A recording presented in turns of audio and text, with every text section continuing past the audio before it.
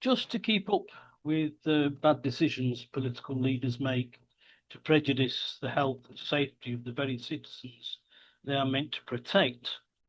It didn't take long for Andy Burnham to join this throng of mindless people by giving his attention to Vladimir Zelensky on his recent visit to the UK. Mm. The Ukrainian leader, by now fed up with his national drone making companies in that country taking a Russian hit, said in his recent visit to meet with Burnham that he wants to set up a Ukrainian drone making factory in the UK, where it's out of reach from Russian missiles, he said. So it makes one think why Starmer thought that Russia was a threat if the UK was out of reach of Russian missiles. But of course, that's another story. Yes. It seems that Burnham has agreed to this joint venture, thus putting the UK in direct conflict with Russia. Ukrainian drones made on British soil makes the UK a de facto aggressor to Russia. No more hiding behind semantics or just helping out a friend, just saying, well, we're only helping out. Yeah. Burnham will make Britain directly involved. Unfortunately, this isn't the first time a Ukrainian arms maker is using British soil to make its weaponry. In February, UKR Spec Systems set up shop in Suffolk, employing 500 people. They are already making drones. Ukraine plants are also appearing in other European countries. Germany has Quantum Frontline Industries at a secret location, also making drones. The bad news is the Czech Republic, Slovakia, Finland, Denmark, and Poland all have hosted Ukrainian arms makers. And the really bad news is that Russia knows exactly where they are. Mm. Russia, of course, denounced the outsourcing of the arms makers, informing that Ukraine is committing war crimes with their end products, and said this is a deliberate step leading to a sharp escalation of the military political situation throughout Europe, and that such actions are turning the countries into Ukraine's strategic rear area. Mm. Russian President Dmitry Medvedev said that the list of enterprises should be taken literally as the list of potential targets for the Russian armed forces, adding, sleep well, European partners. Oof. The Russian code, if you've ever heard one. Yes. I don't think you'll be bringing up a cup of cocoa. Yes. Yeah.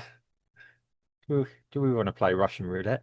Um, okay. Well, okay. I'm going to look at it from the UK's point of view and the leaders we have. Okay. Okay. We got Starmer we know about, who's depending on who's in the room says something. Okay. Burnham, surprise, surprise, Burnham's going to carry on where Starmer left off, as I said.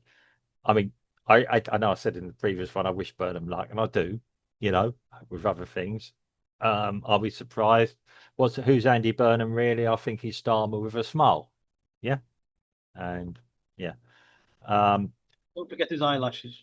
Well, yeah, well, okay. I'm not going to start criticizing the way the dude looks. That's Mother Nature gave him those looks. Yeah.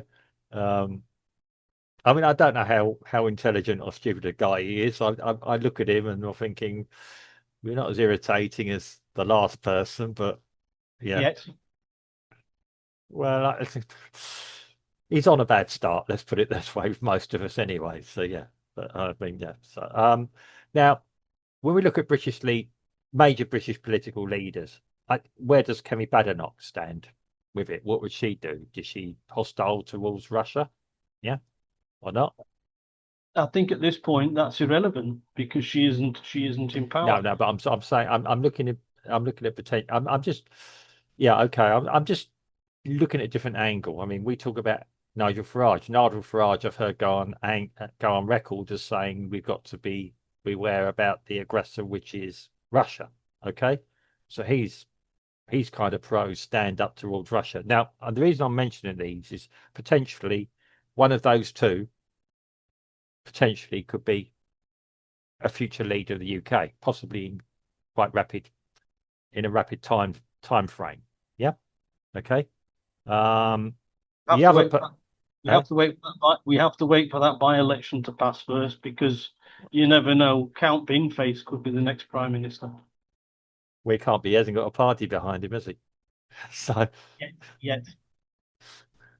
I think if he said any bins out there, yeah, um, yeah, what do you call his party anyway? Yeah, I mean, I don't know where Rupert Lowe stands on all this.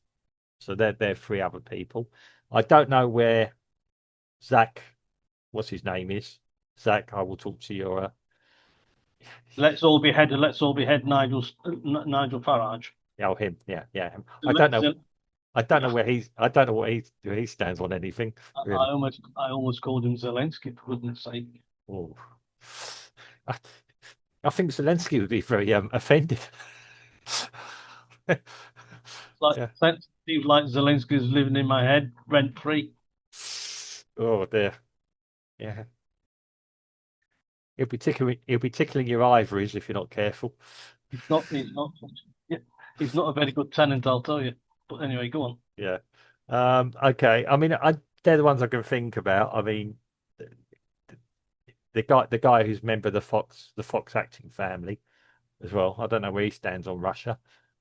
Um, so, but yeah, but let's just say there is a coalition between um uh Badenoch or the Conservatives and Reform. Yeah, which realistically I think there would have to be. Um, what would their policy be? Um, it does seem that the point I'm making is a political class, and yes, I'm dragging dear old Nigel into the political class in the UK at the moment. Yeah, do seem to want to make a stand against Russia, a severe stand. Now, maybe that's right, maybe that's wrong. Okay, I do agree that you've got to appear strong against Russia, and that's what Russia respects. And to a certain point, Putin will like that because at least somebody's taking him seriously or taking Russia seriously and treating them with some respect. Yeah. And this is what he can sell to his people. Yeah, and he justifies things. But yeah. So I don't know. Yes, there is the proxy war going on as is between the UK and Russia, and I haven't heard any major other politicians denounce it as wrong. Maybe you know things I don't. I haven't heard Nigel Farage denounce it, and he's the next best one. I haven't heard Kemi Badenoch denounce it, yeah, as being wrong policy. Um, so I'm looking at it from a different angle. Yeah. To be fair, this latest thing about the drone factory wanting to set one up, it doesn't have a timetable. But well, basically because the UK's got no money and Ukraine's got no money. Yeah. You know, however, it could, and if it does, just making the decision that it can be Mm. is putting British citizens' lives at risk. Yeah. I mean, I've worked for companies, not in this direct ring, but companies that did have a weapons manufacturing um, arm to them. Yeah. And believe me, if they don't need to set up a new factory in the UK. Yeah. These companies have had facilities all across Europe. I mean, disregards where they get assembled and everything. Yeah. Um, I'm not saying the company's name because I don't want to do a trace or anyone works there and everything else. People have got to earn a living somewhere, but there's actually a lot of armaments companies which do other things as well, which you may or may Oh, not know about as well. Yeah, no, no, I'm with you. yeah. So and yeah, it's quite interesting. It's I mean, ironically or strangely enough, they're the most profitable parts of the company, even in peacetime. Yep, yep. Yeah. Um, and yeah, I mean, I don't know. I mean, okay, we're talking about drones. Simply enough, simply enough pieces of equipment to manufacture. Um, I mean, I won't say you could almost make one in your garage, but yeah, you assemble, you get the wings, you get everything else, you put it in, you put the electronic box in. Yeah, it doesn't really require a lot. I mean, what is it? It's a model aircraft. Yeah. However, I mean, the big thing is how it's powered and everything. It's a model aircraft. If you've actually seen them, the big things, yeah. People have got them all over the place. Okay, it's how you control it and everything else, and then it's just you put the explosives in there, goes there, bang. It's a fireworks display. I know I'm simplifying it. You know, people say it's this and that and whatever, but yeah, but that's really what it is when you look at them. Basic pieces of equipment. I don't know how much they are. I heard a quote the other day. They cost $6,000 each. Yeah. But that's not the deluxe version. Well, I don't know. You know. You've got to have your undercoat and your extras on top of that. Yeah, I imagine they come quite raw. You know, bang, bang, bang, bang, bang, bang. Production line. Yeah, wherever they came in. I mean, for me, the big thing is where they're assembled. Period. Um, you could almost assemble in a shed, what I could tell. Yeah, in a tent. So you could almost have a production line in a field tent, come in one end. Yeah, in the Ukraine, they were assembling them in a Sunday school. Yeah, exactly. Russia blew up a Sunday school and it Yeah, showed all the components yeah, inside. Well, in the wreckage when they showed the Ukraine was saying it was a civilian target, but mm, unfortunately, when they were filming the debris, mm. it was stacks and stacks of wings for a drone. That, But, which reinforces my point. I can't understand why you'd have to go to the UK to. well, basically, because in Ukraine, if they're building them in the Ukraine keeps on getting bombed out, Yeah, and so they've suffered an awful lot of yeah, you just said that. because you're Yeah, not going to get this in the Western media, I'm afraid. no. You have to go further afield to find out exactly what's going on.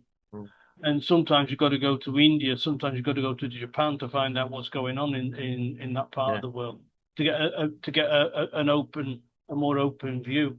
yeah. I mean, And Ukraine has been Kiev has almost been set alight mm, because the Ukraine now is putting arms companies in built up areas. mm, You know, we did a podcast about this the other day. That yeah, there was yeah, a journalist who said, Who on earth decided to put a storage unit of arms in the outskirts in a built-up area?" mm, You know, it looks like Ukraine is taking a page out of Hamas's yeah. Well, book. well, yeah. I made the point that I did my research. You know, I always knew about in East London. Well, out the Plasto, sort of round that way. There was a yeah, they're having in wartime where they had a deep level one in an additional yet to be completed underground station in a built up area that nobody knew about. Um, yeah, it's a that's World War II, admittedly. Yeah, I mean, to me, that's just assembling. Then you've got to deliver them, unless you have the ability to fly them from the UK. So out the factory on an airfield just outside the factory, flying them straight to Ukraine or straight into Russia, wherever you got to them. It depends what the range of them all is. Um, so, and then yeah, quite literally, then you are involved actively with attacking Russia. Oh yeah, Yeah, to me, yeah, you're doing that. You're shipping them out. That'd be one thing, but how are you going to transport them? And okay, transport logistics. You leave yourself wide open to attack as well on that point. Yeah. yep, yep. Um. So yeah, I mean, it's so yeah. I mean, yeah. I mean, I agree with you. I mean, it's now becoming an active participant. Now we know. I mean, good God, it was even on a Tim. I'm going to mention another podcast. Tim Paul's. I think it's Tim Paul's webcast the other day of how I saw it one of the main ones, how gleefully the Western European leaders want to have a direct hot war with Russia. Yeah. Yep. Mhm. Um, whom you and I don't see as a threat, overall threat. I mean, okay, sorry for the people in Ukraine, but um, they're not an overall threat to our kin. Um, I mean, okay, we're talking about getting more and more involved. Why aren't we talking about talking peace, and working it all out? Because we can't. Because, like I said to you before, Mark, they've put too much money into it. The European, Germany and the UK and France have put billions and billions of pounds and euros into this venture. And if all of a sudden, if Zelensky tomorrow said, right, we've worked out peace Mm. and we're skint, we can't pay you back the money, there's going to be a revolt in Germany because the living standards have fallen Yeah, so much. yeah. Well, I There's going to mean, be a revolt in the UK because, we just don't, we're in debt of over £1 trillion. yeah. Our jet, our debt to GDP is 95% now. Well, I reckon quite in the background, possibly not even with Zelensky, but I reckon there's people in Ukraine have already done a deal with the US. Well, Possibly. It was there this morning, I think. Mm. Yes, he was there this morning. Zelensky was there in the US this morning. And what the US said to Zelensky is you can make drones in Ukraine under license, which means that the US gets a percentage, but Yeah, they yeah, aren't actually building the drones. yeah. So, it's a commercial venture. Well, war is a commercial venture. Yeah. Always has been now, or it has been certainly since the turn of the 20th century. Um, it's yeah. First mechanized war was actually the first World War One, which came as a shock to people. And then, yeah, we managed to refine it in World War Two globally. Um, yes. Well, all I can say is good luck. Brace yourself, people. Yeah. I mean, I mean, I mean, that's it. There was a big explosion in my home county in Essex, Retterton. And then straight away on people, there was an arms dump there or some munitions. There's never been any munitions there. Um, there have been military or experimental things around there with radar around that region, with radar, Marconi, etc. There's never really been anything there. And I said to you, I said it to you, look what people are saying. And I said, that's an agricultural area because I know myself. Yeah. Um, and yeah, I know a little bit more about farming or the area than I will tell you about, but not suspicious, but I'm not a farming boy.